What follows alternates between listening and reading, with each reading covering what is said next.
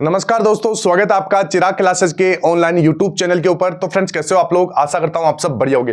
तो फ्रेंड्स, 21 फरवरी SSC constable GD भर्ती 2025 की थर्ड शिफ्ट यहां पर कंप्लीट हो चुकी है। तो कैसा रहा आज का पेपर, किस प्रकार के टॉपिक से सवाल पूछे गए थे, ठीक है, क्या है पेपर का लेवल और जिनका आने वाले शिफ्टों में एग्जाम है उनको किन बातों का ध्यान रखना चाहिए, ठीक है। इस वीडियो को पूरा देखिए, ध्यान से देखिए, आपको बहुत ज्यादा मदद मिलने वाली है। तो फ्रेंड्स, मैं आपको यहां पर बता देता हूं, आज 21 फरवरी थर्ड शिफ्ट कंप्लीट हो चुकी है और जो बच्चे जिनका भी आज की शिफ्ट में एग्जाम था वो बता रहे कि सर मैथ के अंदर यहां पर कुछ क्वेश्चन ऐसे हैं जो आपके मतलब टाइम टेकिंग थे, ठीक है। यहां पर मैं बता देता हूं, 21 फरवरी की बात कर रहा हूं और थर्ड शिफ्ट की बात कर रहा हूं, ठीक है। तो यहां पर क्या हो रहा है फ्रेंड्स, जो बच्चे मतलब जिनका आज एग्जाम था उन बच्चों ने वही गलती की है जो अब तक जो पिछले वाले बच्चों ने की थी, यानी जिनका अब तक एग्जाम हो चुका था।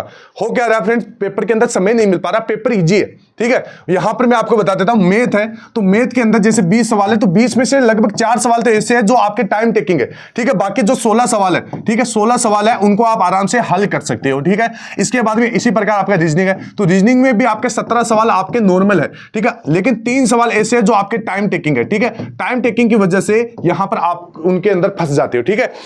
तो आपको क्या करना है, ध्यान से देखना फ्रेंड्स। पेपर है जैसे 80 सवाल है, 160 नंबर का पेपर है, तो आप गलती क्या करते हो, पेपर को 1 से लेकर 80 तक सवाल अटेम्प्ट कर देते हो। हर वीडियो में यही बात बताता हूं, क्यों बताता हूं, ताकि आपके दिमाग में ये बात घुसे, ठीक है। अब आप बोल रहे कि सर आप तो हर वीडियो में यही, तो मैं आपको बता रहा हूं गलती भी आप तो हर एग्जाम में यही गलती कर रहे हो, इसी की वजह से आपका सिलेक्शन नहीं हो रहा है। तो ध्यान रखिए, पेपर को 3 चरणों में अटेम्प्ट करना है। इजी सवाल, उसके बाद में मॉडरेट, उसके बाद में हार्ड सवाल।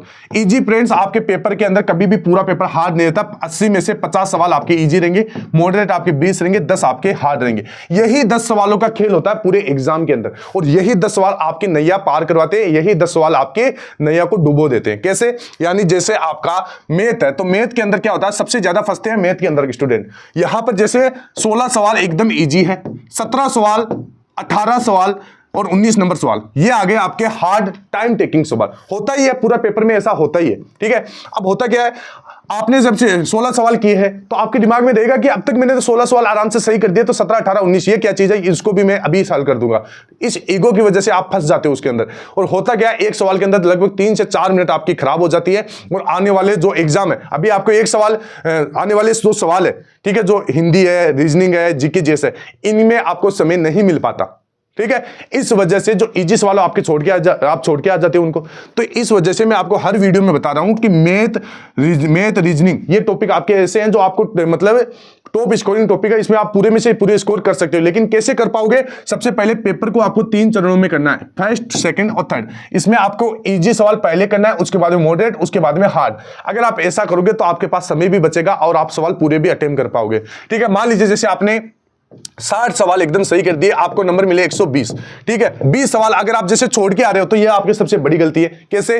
20 सवाल मान लीजिए आपने छोड़ दिए, तो आपको जैसे 60 सवाल आपने किए, तो क्या आप श्योर हो क्या ये 60 के 60 आपके एकदम सही है? कभी भी श्योर नहीं हो पाते, ठीक है। अभी जैसे 20 सवाल है, आप 20 सवालों में आप तुक्के भी लगाए तो लगभग जैसे 7 या 8 सवाल आराम से सही हो जाते हैं इसमें, तुक्के में भी, ठीक है। तो 7 सवाल या 8 सवाल का नंबर कितना? 16 नंबर, ठीक है, 16 नंबर। और यहां पर 120 नंबर पहले के बन गए, तो 136 के करीबन आपका स्कोर बन जाता है, ठीक है। तो यहां पर फिर आप क्या करोगे, नॉर्मलाइजेशन में भी आपके नंबर बढ़ेंगे, ठीक है। तो ये चीजें आप ध्यान में रखिएगा कि क्वेश्चन एक भी आपको छोड़ के नहीं आना है, क्वेश्चन सारे आपको गेस करना है, तुक्के लगाना है, किसी भी प्रकार आपको हल कर देना है, क्योंकि छोड़ के आओगे फिर के नंबर आप गवा रहे हो। 1/8 की नेगेटिव मार्किंग में अगर आप सवाल छोड़ के आ रहे हो तो 1/4 और 1/3 से तो उम्मीद ही क्या रखे, ठीक है। तो ये चीज आप ध्यान में रखिएगा, पेपर में आपको सारे सवाल अटेम्प्ट करने हैं, ठीक है। अब बात कर लेते हैं मैथ, रीजनिंग और जीके जीएस की कि किस प्रकार का यहां पर आपका पेपर आ रहा है, ठीक है, कौन कौन से टॉपिक पूछे जा रहे हैं। तो मैथ और रीजनिंग और हिंदी और जीके जीएस, ठीक है। यहां पर मैं आपको बता दे रहा हूं, जो अब तक आपका जैसे फर्स्ट शिफ्ट है, ठीक है, इसी प्रकार सेकंड शिफ्ट है, ठीक है, मैथ, रीजनिंग और हिंदी फर्स्ट सेकंड शिफ्ट हो चुकी है। और अब तक जो एग्जाम हो चुके हैं जैसे 13, 17, ठीक है, 18, 19, इनको जो भी एग्जाम हो चुकी है सेम उसी लेवल की मैथ रीजनिंग आपकी आ रही है, ठीक है। मैथ में भी एक आधा तो मैं आपको चैप्टर बता देता हूं, जैसे चक्रवृद्धि ब्याज है, ठीक है, समय व दूरी है, इसके बाद में आपका क्षेत्र मिति है और आपका जैसे औसत है और अनुपात समानुपात है। ये 5 टॉपिक का खेल है, बाकी आपका मैथ आराम से आ रहा है, आप उसको हल कर दोगे। रीजनिंग की बात करें, सिटिंग अरेंजमेंट से सवाल आ रहा है, ठीक है, उसके अंदर 2 सवाल है, तो उसमें आप बच्चे फंस रहे हैं। उसके बाद में एक coding recording, number series, alphabetical series, ठीक है, यही टॉपिक है, बाकी आपका रीजनिंग नॉर्मल है। इसके बाद में हिंदी में 5 आपके सवाल गद्यांश से समय ले रहे हैं क्योंकि उसकी लैंग्वेज हार्ड है। बाकी आप जैसे 5 के बाद भी अगर और भी मैं आपको बताऊं तो क्रिया कारक है, ये आपको देख लेना है, बहुवचन है, ये आपको देख लेना है, बाकी हिंदी भी आपकी नॉर्मल है, ठीक है। इसके बाद में जीके जीएस में आपको अपनी सीरीज से बता देता हूं, ध्यान से देखना।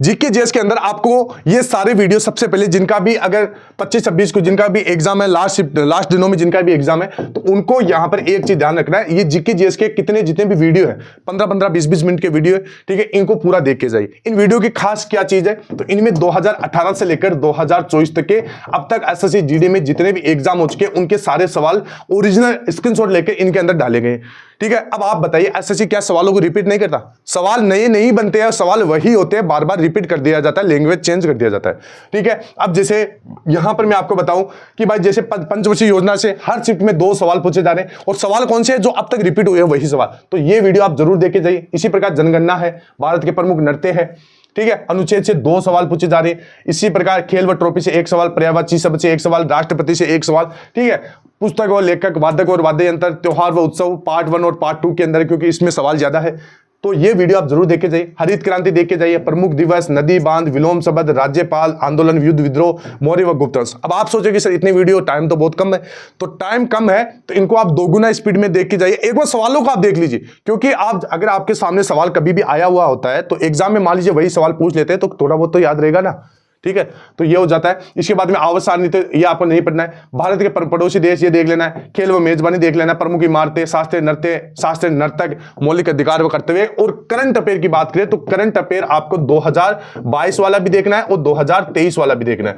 2023 और 2024 के लिए मैंने वीडियो बना दिया है, 2024 वाला नहीं बनाया है, तो ये आप अपने स्तर पे देख लेना, ठीक है। यानी 2023-24 में करंट अफेयर में जो हाल ही में एसएससी ने अपने एग्जाम करवाए उनके अंदर जो सवाल पूछे हैं करंट अफेयर के, वो मैंने वीडियो चैनल के ऊपर बना दिया, तो उससे बाहर आपका शायद ही आपका कोई सवाल जाए, तो आराम से जाइए। पेपर आपका मॉडरेट लेवल का है। अगर मान लीजिए आपका पेपर हार्ड भी आता है तो नॉर्मलाइजेशन में आपको फर्क मिलेगा। अब बहुत सारे स्टूडेंट बोलते हैं कि सर क्या तुक्के लगाने से नॉर्मलाइजेशन के ऊपर फर्क पड़ेगा? बिल्कुल नहीं पड़ता, क्योंकि एक्यूरेसी का नॉर्मलाइजेशन के ऊपर कभी भी फर्क नहीं पड़ता है। फर्क पड़ता है तो वो है आपका पेपर के लेवल के ऊपर। अगर आपने हार्ड सवाल, आपकी शिफ्ट हार्ड है और आपने हार्ड सवाल ज्यादा अटेम्प्ट किए तो आपको नॉर्मलाइजेशन में भी नंबर ज्यादा मिलेंगे, ठीक है। तो ये ध्यान रखना है, जिनके आने वाले शिफ्टों में एग्जाम है आराम से जाइए, घबराने की जरूरत नहीं है। पेपर एकदम नॉर्मल आ रहा है, 3 से 4 सवाल है जिनके अंदर आपके जो थोड़े से टफ और लेंथी है उनके अंदर आपको फंसना नहीं है। पेपर को 3 चरण में करना है, आराम से आप पेपर फाइट कर लोगे, ठीक है, बिल्कुल घबराइए नहीं। और चैनल को सब्सक्राइब कर लीजिएगा, क्योंकि इसी प्रकार की जेन्युइन जानकारी आपको इसी चैनल पे देखने को मिलती है। तो फ्रेंड्स, आई होप वीडियो अच्छा लगा होगा। फिर मिलते हैं नेक्स्ट वीडियो के अंदर, तब तक के लिए जय हिंद, जय भारत, वंदे मातरम।